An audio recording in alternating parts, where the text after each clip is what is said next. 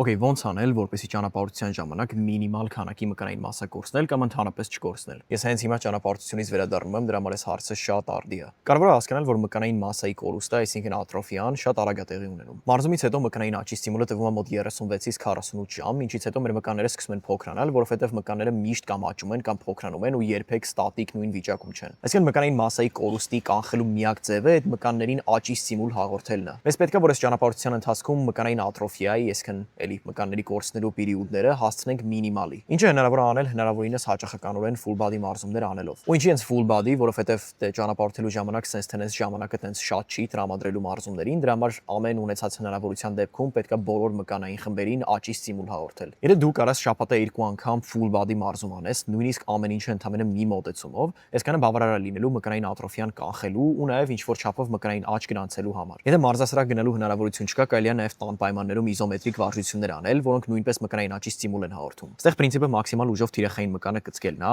այնպիսի դիմադրության ներքո, որը հնարավորություն չի տալիս մկանի երկարության փոփոխվելու։ Ինչը վերաբերվում է սնվելուն, բնականաբար իդեալական սննդակարգ պահելը ճանապարհորդելուց գրեթե անհնար է, սակայն կարելի է փորձել գոնե բավարար քանակի սպիտակուց ապահովել ու հնարավորինս բազմազան սնունդ ուտել, որը քեզ սննդանյութերով կապահովի։ Բնականաբար նաև ցանկալի է գիշերները նորմալ քնել կամ գոնե փորձել խուսափել մի քանի գիշեր իրար հետևից շատ վատ քնելուց, որովհետև այս կարա ստրեսեր հանդիսանա օրգանիզմի համար, որը համ ցածրացնում է մկանային սպիտակուցի սինթեզի մակարդակները ու նաև կարա բարձրացնի մկանային սպիտակուցի քայքայման մակարդակները։ Ու նաև ցանկալի է սահմանափակել կամ ընդհանրապես չօգտագործել ալկոհոլ, ելի նույն պատճառներով։